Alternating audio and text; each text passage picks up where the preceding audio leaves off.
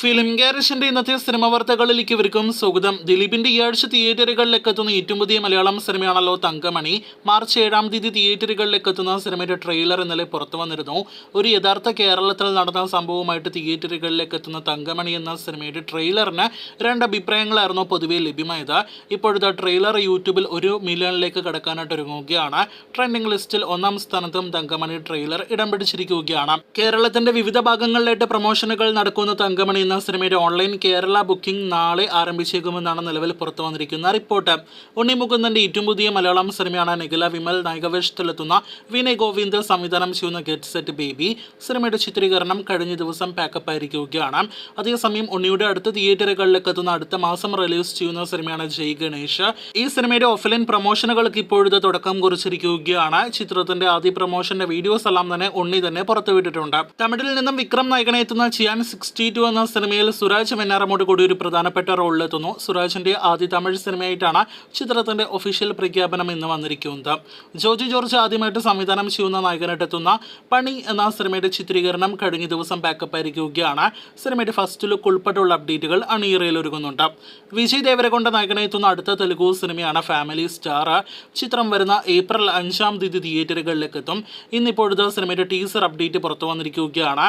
നാളെ മാർച്ച് 4-ാം തീയതി വൈകിട്ട് 6:30 ചിത്രത്തിന്റെ ടീസർ ഒഫീഷ്യലായിട്ട് പുറത്തു വരുന്നതാണ്. കഴിഞ്ഞ ഒരുപാട് മാസങ്ങളായിട്ട് ഒരുപാട് സംവിധായകരുടെ പേരുകൾ, ക്രൂ മെമ്പേഴ്സിന്റെ പേരുകൾ വന്നുകൊണ്ടിരിക്കുന്ന സിനിമയാണല്ലോ തളപതി 69. ഇന്നിപ്പോഴത്തെ വീണ്ടും ഒരു വമ്പൻ ക്രൂവിന്റെ അപ്ഡേറ്റ് ആണ് തളപതി 69-േതായിട്ട് പുറത്തു വന്നിരിക്കുന്നത്. ഏറ്റവും പുതിയ അപ്ഡേറ്റിലെ പ്രൊഡക്ഷൻ കമ്പനി അടക്കം മാറിയിരിക്കുകയാണ്. സൺ പിക്ചേഴ്സ് നിർമ്മിക്കുന്ന അറ്റ്ലീസ്റ്റ് സംവിധാനം ചെയ്യുന്ന വിജയ് നായകനെ എത്തുന്ന തളപതി 69 എന്ന സിനിമയിൽ സമന്ത നായികവേഷത്തിലെത്തുന്നു. അനിരുദ്ധ സംഗീതം നൽകുന്നു എന്നാണ് ഏറ്റവും പുതിയ അപ്ഡേറ്റ്.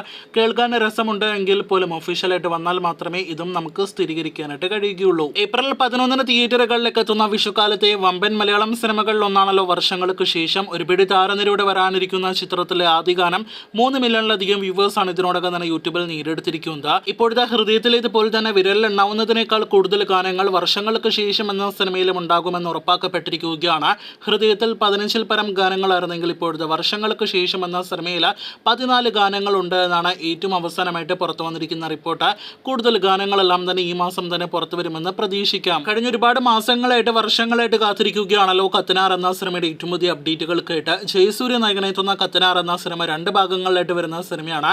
ഇപ്പോഴത്തെ 2 ഭാഗങ്ങളിലായിട്ട് 117 ദിവസത്തെ ചിത്രീകരണം പൂർത്തിയായി എന്നാണ് റിപ്പോർട്ട്. ഗോകുല മൂവീസ് നിർമ്മിക്കുന്ന ബിഗ് ബഡ്ജറ്റ് 2 ഭാഗങ്ങളിലായിട്ട് വരാനിരിക്കുന്ന സിനിമയുടെ ആദ്യ ഭാഗം നേരത്തെ ഈ വർഷം സമ്മറിലാണ് പ്രഖ്യാപിച്ചതെങ്കിൽ പോലും ചിത്രം 2024-ന്റെ പകുതിക്ക് ശേഷമേ തിയേറ്ററുകളിലേക്ക് എത്തുകയുള്ളൂ. ഫെബ്രുവരിയിൽ ചിത്രീകരണം പൂർത്തിയാക്കിയ മമ്മൂട്ടി ചിത്രം ടർബോയ്ക്ക് ശേഷം മമ്മൂട്ടി അടുത്തതായിട്ട് അഭിനയിക്കുക മഹേഷ് നാരായണൻ സിനിമയിലായിരിക്കുമെന്ന് ഉറപ്പാക്കപ്പെട്ടിരിക്കുകയാണ്. ചിത്രം ഒരു ബിഗ് ബഡ്ജറ്റ് ആക്ഷൻ ത്രില്ലർ വിഭാഗത്തിൽ പെടുന്ന സിനിമയാണ്. മഹേഷ് നാരായണൻ സിനിമയിൽ കമൽഹാസൻ ഒരു കാമിയോ റോളിൽ എത്തിയേക്കുമെന്നും ഫഹദും ഒപ്പം തന്നെ കുഞ്ചാക്കോ ബോബൻ എന്നിവർ മറ്റു പ്രധാനപ്പെട്ട റോളിലെത്തുമെന്നും ഏപ്രിൽ മാസം സിനിമയുടെ ചിത്രീകരണം ആരംഭിക്കുമെന്നാണ് വിവരം. ടർബോയുടെ പോലെ തന്നെ ഒരു ടൈറ്റിൽ പ്രഖ്യാപനത്തോടു കൂടി സിനിമയുടെ ഒഫീഷ്യൽ പ്രഖ്യാപനം എല്ലാം തന്നെ ഉണ്ടാകും. ഒരുപക്ഷേ മാർച്ച് മാസത്തിൽ തന്നെ പ്രഖ്യാപനം വരാൻ സാധ്യതകളുണ്ട്.